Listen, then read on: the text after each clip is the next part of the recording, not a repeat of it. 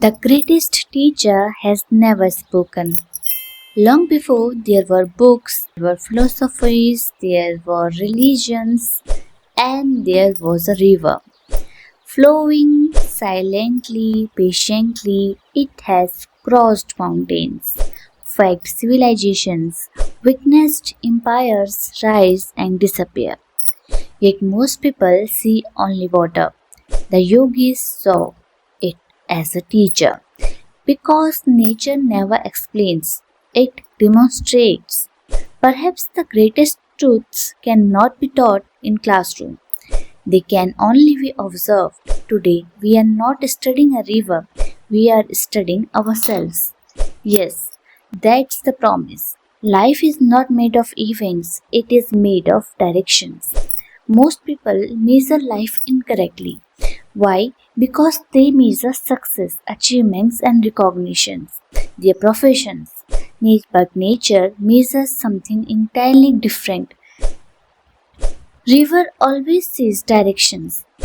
For example, imagine two boats. One moves slowly towards the ocean, another moves rapidly in circles. Which one is truly progressing?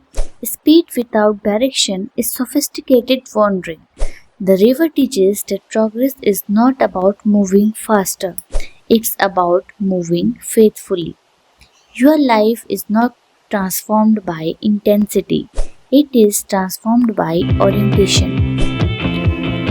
And that's the starting of first illusion we should must leave behind.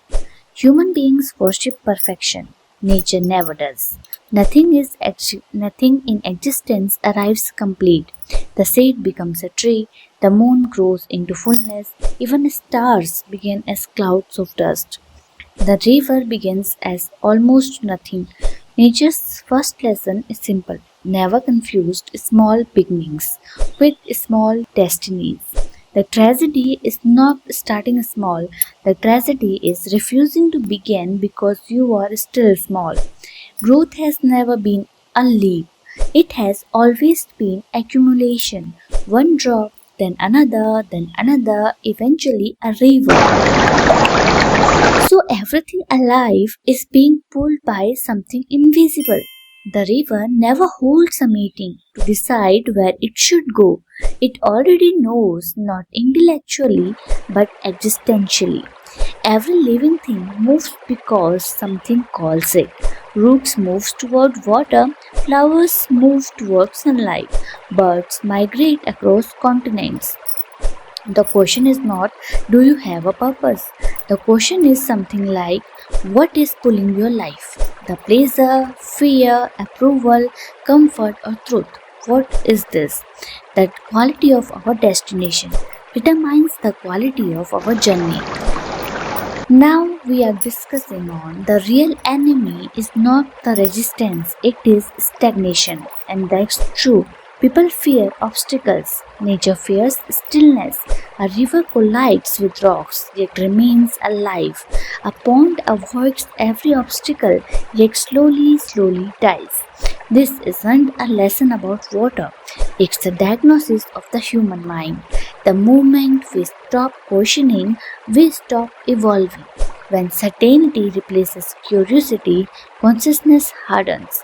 Every identity, every belief, and every attachment can quietly become psychological sediment. The river survives because it never mistakes today's shape for its final form. Now the question is, when obstacle becomes architects, what should we do? Here the teaching becomes revolutionary. The river is not beautiful. Despite the rocks, it is beautiful because of them. Every waterfall, every valley, every curve exists because resistance sculpted movement. Without resistance, the river would have no character. The same is true for the consciousness. Our disappointments shapes our failures shape humility.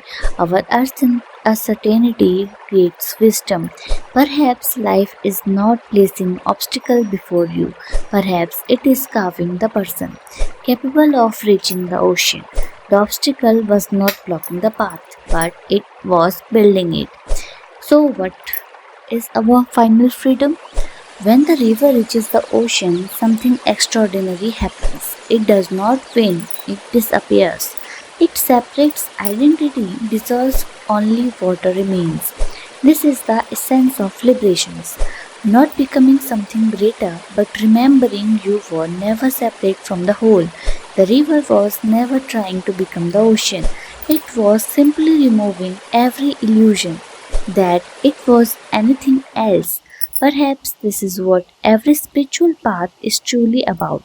Not adding more knowledge, not collecting more experiences, not becoming extraordinary, but flowing so completely that one day there is no you left to resist life. Only movement, only awareness, only the infinite. The universe never creates finished things. Trees are not born fully grown, rivers are not born as rivers, even stars begin as clouds of dust.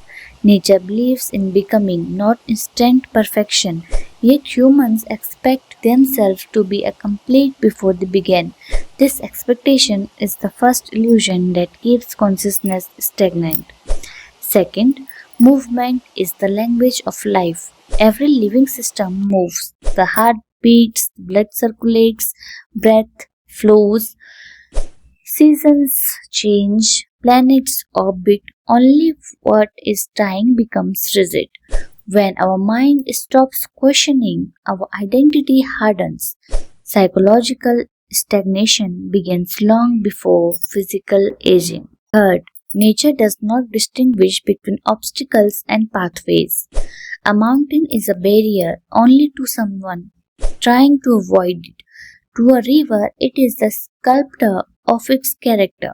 Every curve, waterfall, and sharpness exists because resistance gives the river its identity. The river never asks, "Am I close to the ocean?" It simply keeps flowing. Perhaps this is the deepest lesson at all.